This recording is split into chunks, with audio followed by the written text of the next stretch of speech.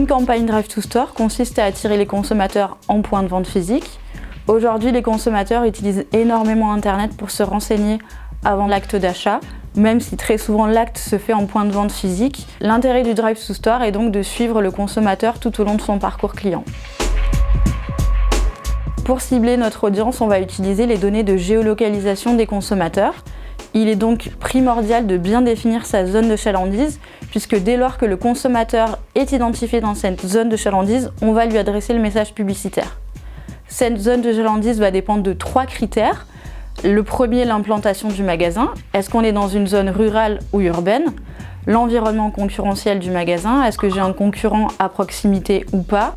Du type d'activité également. Est-ce que je suis sur un commerce de proximité avec des achats fréquents, par exemple une boulangerie, ou bien une enseigne loisirs déco avec des achats moins fréquents?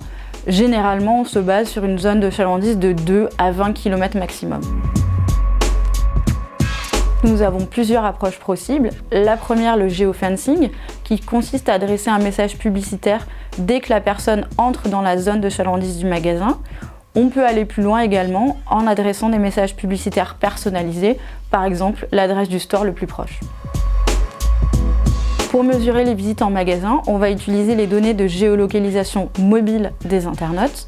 On va collecter dans un premier temps les données mobiles des personnes ayant été exposées au message et ensuite les données mobiles des personnes qui se sont rendues en point de vente. Via un matching de ces 2 informations, on sera capable de déterminer les personnes qui se sont rendues en magasin grâce à nos campagnes publicitaires.